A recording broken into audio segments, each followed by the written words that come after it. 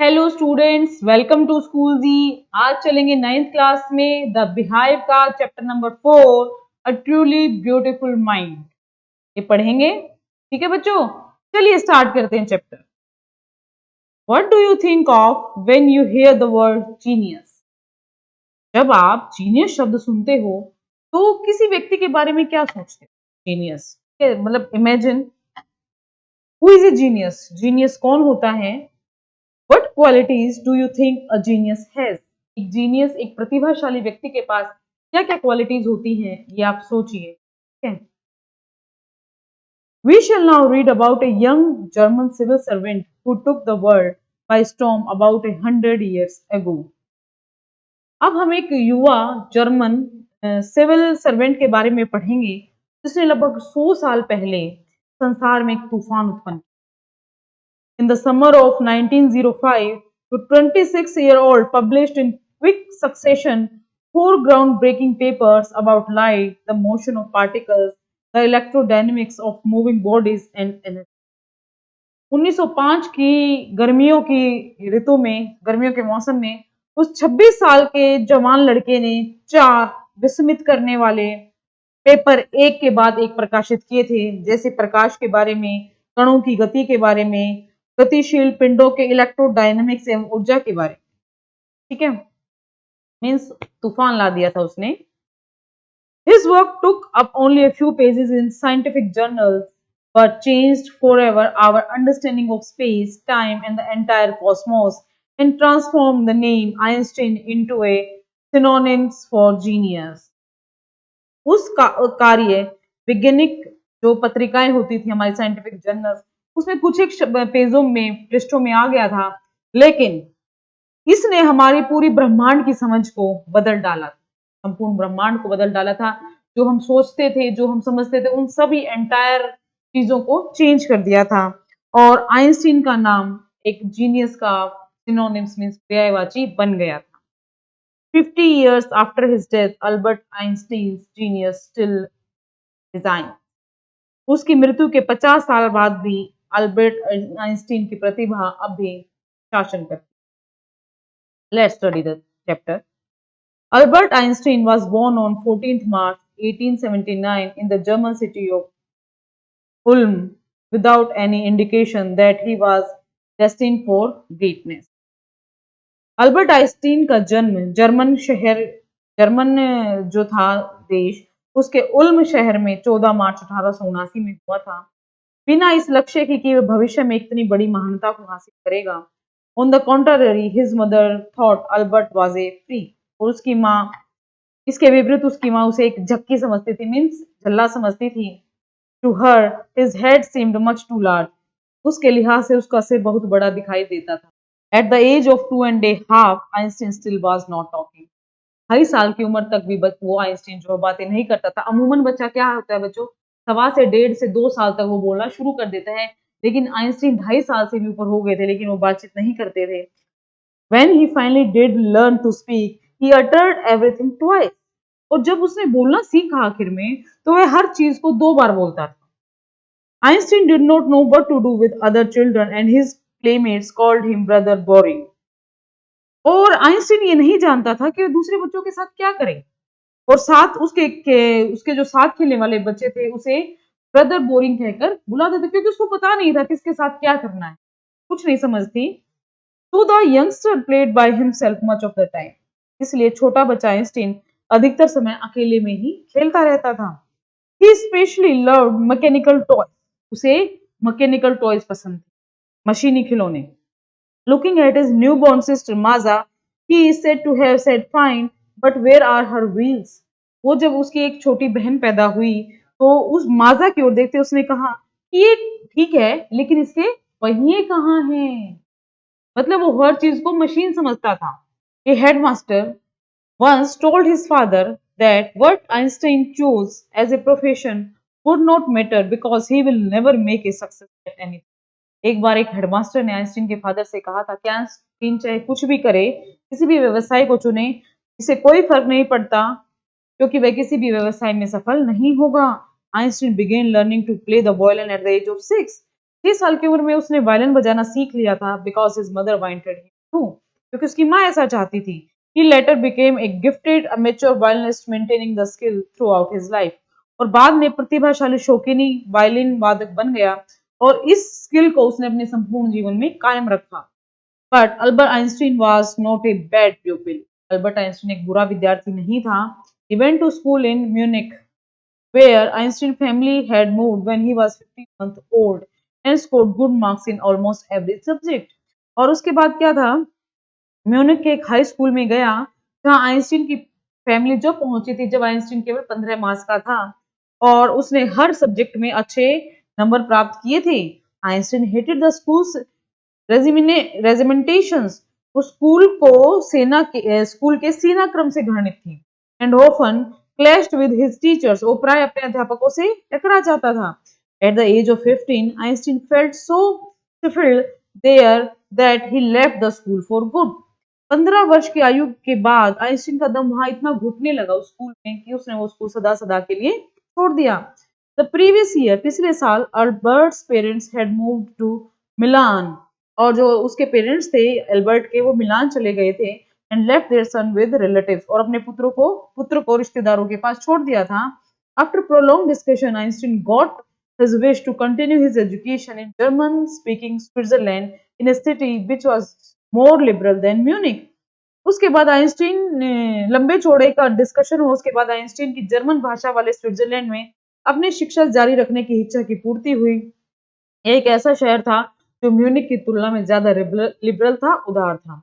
Einstein was highly gifted in mathematics and interested in physics, and after finishing school, he decided to study at a University of Zurich. Einstein जो था वो math में बहुत तेज था, प्रतिभाशाली था, और फिजिक्स में उसकी तीव्र रुचि थी। और स्कूली शिक्षा समाप्त करने के बाद उसने ज्यूरिच विश्वविद्यालय में अध्ययन करने का निश्चय किया था। But science wasn't only the thing that appealed to the dashing young man with the walrus mustache. लेकिन केवल विज्ञान ही ऐसा विषय नहीं था जिसमें उस साहसी युवा जिसकी मूछें वालरस नामक समुद्री जंतु की भांति थी, गहरी रुचि थी। He also felt a special interest in a fellow student, Mileva Merrick, whom he found to be a clever creature. उसे एक विशेष साथी विद्यार्थी मिलेवा मैरिक में भी रुचि हो गई थी, जिसे उसने चतुर प्राणी पाया था। This young serf had come to Switzerland because the University of Zurich was one of the few in Europe where women could get degrees.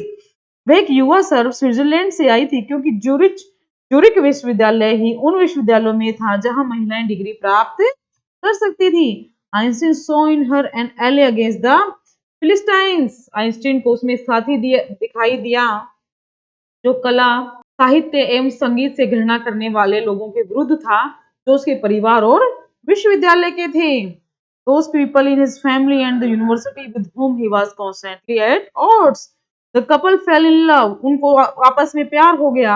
Letters survive in which they put their affection into words, mixing science with tenderness. और पत्रों के मुताबिक वे अपना प्यार शब्दों में व्यक्त करने लगे, विज्ञान को कोमलता से मिश्रित करते हुए। Wrote Einstein, आइंस्टीन ने लिखा, How happy and proud I shall be when we both have brought our work on relativity to a victorious conclusion. Einstein ने लिखा, मुझे कितनी खुशी और गर्व होगा जब हम दोनों सापेक्षता पर हमारी खोजों को एक विजयपूर्ण निष्कर्ष पर, निचोड़ पर ले चलेंगे। In 1900, at the age of 21, 21 की एज में 1900 में, Albert Einstein was a university graduate and employed. और अल्बर्ट आइंस्टीन जो था एक विश्वविद्यालय का ग्रेजुएट था और बेरोजगार था। He worked as a teaching assistant. उसने एक टीचिंग असिस्टेंट के रूप में काम किया, gave private lessons and finally secured a job in 1902 as a technical expert in the patent office in Bern. और उसने एक टीचिंग असिस्टेंट के रूप में किया, प्राइवेट ट्यूशन की, और अंत में 1902 में एक तकनीकी एक्सपर्ट के रूप में बर्न में एक नौकरी प्राप्त कर ली। While he was supposed to be assessing other people's inventions, जहां वो दूसरे लोगों के आविष्कारों का मूल्यांकन करता था। Einstein was actually developing his own ideas in secret, Einstein गुप्त रूप से अपने विचारों को विकसित कर रहा था। He is said to have jokingly called his desk drawer at work the bureau of theoretical physics, मजाक में वह अपने डेस्क की दराज को ब्यूरो ऑफ थियोरेटिकल फिजिक्स बताया करता था। One of the famous papers of 1905 was Einstein's special theory of relativity, according to which time and distance are not absolute.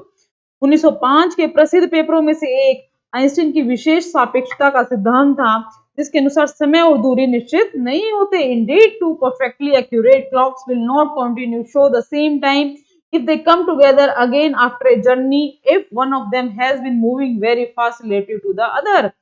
वास्तव में दो पूर्ण रूप से ठीक काम करने वाली घड़ियां एक ही समय दर्शाना जारी नहीं रखेंगी यदि एक यात्रा के बाद वे फिर से एक समय पर आ जाएं, यदि उनमें से एक दूसरे की तुलना में तेज ना चले. If from this followed the world's most famous formula which describes the relationship between mass and energy.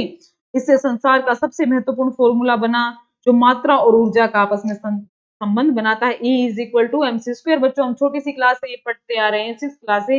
If in this mathematical equation E stands for the energy, M for mass, C for speed of light in a vacuum.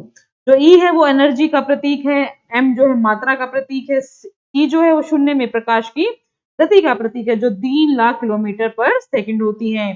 While Einstein was solving the most difficult problems in physics, his private life was unraveling. जब Einstein भौतिक विज्ञान की सबसे मुश्किल समस्याओं का समाधान कर रहा था, उसका व्यक्तिगत जीवन असफल होना शुरू हो गया था. Albert had wanted to marry Mileva right after finishing his studies. Albert Mileva से अपनी पढ़ाई के तुरंत बाद शादी कर लेना चाहता था, but his mother was against it. लेकिन उसकी माँ शादी के विरुद्ध थी. She thought Mileva, who was 3 years older than his son, was too old for him. उसे लगता था कि मिलेवा जो उसके पुत्र से आयु में 3 साल बड़ी थी, इसलिए उसकी उम्र उस बेटे के लिए ज्यादा थी. She was also bothered by Mileva's intelligence. वह मिलेवा की बुद्धिमत्ता से भी चिंतित थी. She is a book like you. वह तुम्हारी तरह ही एक पुस्तक है. His mother said. उसकी माँ ने कहा. Einstein put the wedding off. Einstein ने जो था शादी को टाल दिया. The pair finally married in January 1903 and had 2 sons. और जोड़े ने आखिर में 1903 में शादी करी जनवरी में. उनके 2 पुत्र हुए. But a few years later, लेकिन कुछ सालों के बाद ही the marriage faltered. जो शादी थी वो कमजोर पड़ने लगी. Mileva meanwhile was losing her intellectual ambition and becoming an unhappy housewife. जो मिलेवा थी अपने बौद्धिक अभिलाषा को खोती रही और एक दुखी गृहिणी बनी रही. After years of constant fighting, अनेक वर्षों के झगड़े के बाद the couple finally divorced in 1919. 1919 में एक दूसरे से उन्होंने तलाक ले लिया. Einstein married his cousin Elsa the same year. Einstein ने अपनी चचेरी बहन एल्सा से उसी वर्ष शादी कर ली. Einstein's new personal chapter coincided with his rise to world fame. Einstein का नया व्यक्तिगत अध्याय उसके विश्व प्रसिद्धि तक पहुंचने के अनुरूप था. In 1915, he had published his general theory of relativity, which provided a new interpretation of gravity. 1915 में उसने अपनी सापेक्षता के साधारण सिद्धांत को प्रकाशित किया था, जिसने गुरुत्व को एक नई व्याख्या प्रदान की. An eclipse of the sun in 1919 brought proof that it was accurate. 1919 में सूर्य ग्रहण ने प्रमाण दिया कि उसका सिद्धांत बिल्कुल ठीक था. Einstein had correctly calculated in advance the extent to which the light from fixed stars would be deflected through the sun's gravitational field. Einstein ने पहले से ही बिल्कुल सही गणना कर ली थी कि किस सीमा तक जो स्थिर तारे का प्रकाश सूर्य के गुरुत्वाकर्षण क्षेत्र के द्वारा अपनी दिशा बदल लेंगे. The newspaper proclaimed his work as a scientific revolution. अखबारों ने उसकी खोज को एक वैज्ञानिक क्रांति का नाम दिया. Einstein received the Nobel Prize for Physics in 1921. 1921 में आइंस्टीन को भौतिक के लिए नोबेल पुरस्कार मिला था. नोबेल पुरस्कार बच्चों क्या होता है? विश्व का सबसे प्रतिष्ठित पुरस्कार होते हैं. तो कई क्षेत्रों में दिया जाता है. फिजिक्स, केमिस्ट्री, बायोलॉजी, शांति, मतलब बहुत सारी चीजों के लिए दिया जाता है. तो फिजिक्स के लिए किसको मिला था 1921 में? आइंस्टीन को. He was showered with honors and invitations from all over the world and lauded by the press. उस पर सम्मान एवं संसार के सभी जगह से निमंत्रणों की बौछार हो गई और प्रेस ने उसकी भरपूर प्रशंसा की, तारीफ की. When the Nazis came to power in Germany in 1933, Einstein immigrated to the United States. जब 1933 में नाजी जर्मन में अधिकार में आए तो आइंस्टीन ने अमेरिका की नागरिकता ग्रहण कर ली. 5 years later, 5 साल बाद, the discovery of nuclear fission in Berlin and American physicists in an uproar. जो था 5 वर्ष के बाद बर्लिन में आणविक विखंडन की खोज हुई तो अमेरिकन भौतिक वैज्ञानिकों ने बहुत शोर शराबा किया. Many of them had fled from fascism just as Einstein had, and now they were afraid that the Nazis could build and use an atomic bomb. उनमें से अनेक फांसीबाद से दूर बाहर निकले, जैसे आइंस्टीन ने किया था। उन्हें डर था कि नाजी लोग आणविक बम बना सकते थे और उसका प्रयोग कर सकते थे। At the urging of a colleague, Einstein wrote a letter to the American president Franklin D. Roosevelt on 2 August 1939 in which he warned a single bomb of this type exploded in a port might very well destroy the whole port together with some of the surrounding territory. एक साथी की सलाह पर Einstein ने American राष्ट्रपति Franklin D Roosevelt को 2 अगस्त 1939 को एक लेटर लिखा, जिसमें उसने चेतावनी दी कि इस प्रकार का कोई भी अकेला बम किसी बंदरगाह पर विस्फोटित होने पर पूरी बंदरगाह के साथ साथ आसपास के क्षेत्र को भी पूर्ण रूप से नष्ट कर देगा। His word did not fail to have an effect. उसके शब्दों का प्रभाव पड़े बिना नहीं रहा। The Americans developed the atomic bomb in a secret project of their own and dropped it on the Japanese cities of Hiroshima and Nagasaki in August 1945. अमेरिकियों ने एक गुप्त प्रोजेक्ट के तहत अणु का बम विकसित किया और इसे जापानी शहर हिरोशिमा और नागासाकी को 1945 में गिराया था। बच्चों, ये एक ऐतिहासिक घटना है कि द्वितीय विश्व युद्ध में ऐसा हुआ था। अमेरिका ने जापान के 2 शहरों हिरोशिमा और नागासाकी को संपूर्ण रूप से तहस नहस कर दिया था अणु बमों का प्रयोग करके। वो इस टाइप का एक पहला हमला था हमारे इतिहास में। उसके बाद कहीं कोई हमला इस टाइप का नहीं हुआ है, लेकिन उन हमलों ने जापान को, पूरे विश्व को हिला दिया था। आने वाली बहुत सारी नस्लें जापान की खराब हो गई थी, लेकिन अपने अपने देश के नागरिकों की देशभक्ति के कारण जापान आज से फिर शिखर पर है देशों के। Einstein was deeply shaken by the extent of the destruction. Einstein विनाश की सीमा से बहुत विचलित हो गया था। This time he wrote a public missive to the United Nations, और इस बार उसने सार्वजनिक पत्र यूनाइटेड नेशंस को लिखा। In it he propose the formation of a world government, तो इसमें उसने एक विश्व सरकार के निर्माण का प्रस्ताव रखा। Unlike the letter to Roosevelt, this one made no impact, और इसका कोई रूजवेल्ट को लिखे पत्र की भांति इस पत्र का भी कोई प्रभाव नहीं हुआ। But over the next decade, लेकिन अगले दशक में Einstein got over more involved in politics.